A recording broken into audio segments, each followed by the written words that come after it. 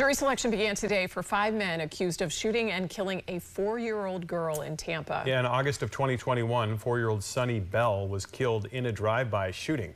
News Channel 8's Jeff Patterson joins us now live from the Hillsborough County Courthouse with today's developments. Jeff.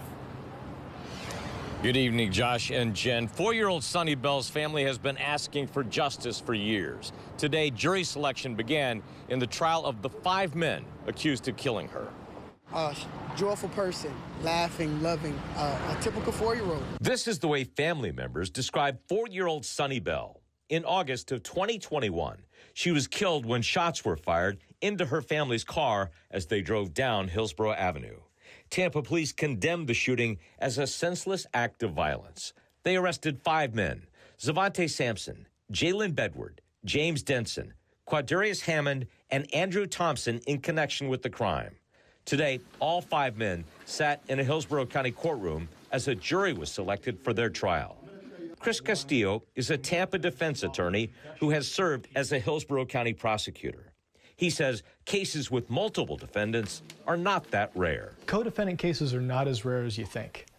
People do commit crimes together rather regularly, so it's not an uncommon problem that's dealt with. Castillo says cases like this do present legal issues because each defendant has a right to have their attorney question witnesses. Each individual defendant has the right to confront their accusers and other witnesses against them. But he says there are advantages to having all defendants sit for one trial. The main reason is witness testimony and respect for victims. So the victims don't have to repeat their testimony and tell their story multiple times for multiple juries, and so the witnesses don't have to come down to do a trial multiple times over a period of time.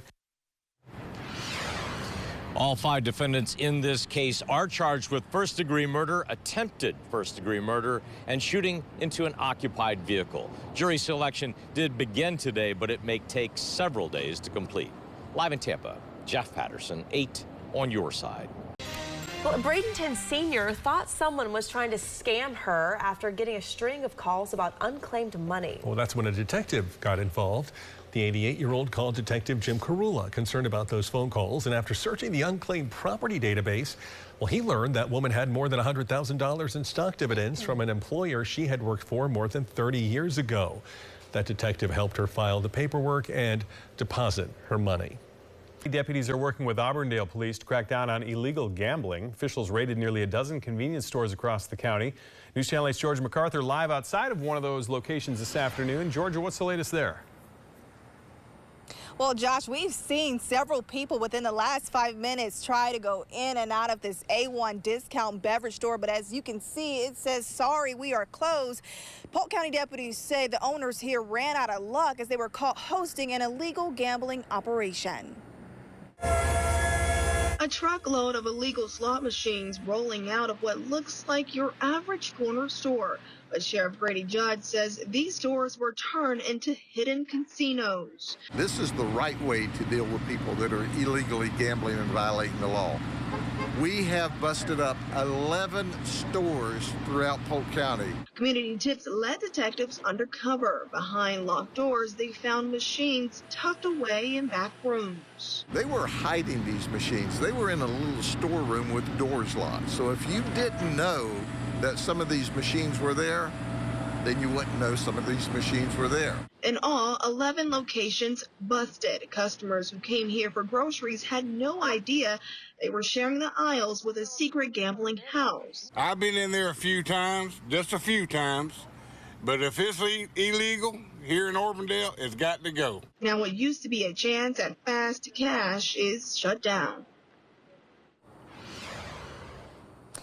And Sheriff Grady Judd says this crackdown isn't over. He says this will serve as a warning for anyone running an illegal gambling operation throughout Polk County. He says he's going to get them. Reporting live in Auburndale, I'm Georgia MacArthur, 8 on your side. All right, Jeff, thank you so much. And for the first time, a contractor is speaking about his experience working inside a Tampa mansion the FBI says was used as a center for human trafficking.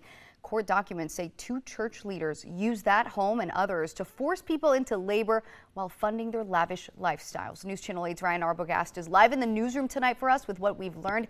Now, Ryan, this is the first time we're really hearing from someone who had worked inside the walls of that mansion. Absolutely, and that general contractor did not want to show his face in fear of retribution, but says he was first hired in the early summertime to do various construction projects on the property. And he says the longer he worked there, the more suspicious he got. I would start, asking questions like, what are you guys doing with this huge castle? A $10 million mansion in the Avila gated community of North Hillsborough, raided by the FBI in late August over suspicion of human trafficking and forced labor. From the beginning was like, wow, I can't believe it. For the first time, someone who stepped foot inside this property, owned and operated by the Kingdom of God Global Church, is speaking to 8 on Your Side. I was really sad how, people use God to, be reached. This man says their construction work began like any other, and things took a turn when their projects went from the pool to inside the doors. I've been working in this city for years for really high customers, and I never had somebody on my back like Lino, breathing on me. The Justice Department taking people from the mansion with their hands zip-tied, arresting their leader, David Taylor, in North Carolina, and Executive Director Michelle Brannon right here in Tampa. A criminal affidavit claims members of the congregation were forced to work in call centers for free, soliciting over $50 million in donations to fund the leader's extravagant lifestyle. Failure to do so would bring, quote, humiliation, sleep deprivation, food restrictions, assaults, and threats of divine judgment. You trust me, when you die, you will be in troubles, because God, I don't forget that.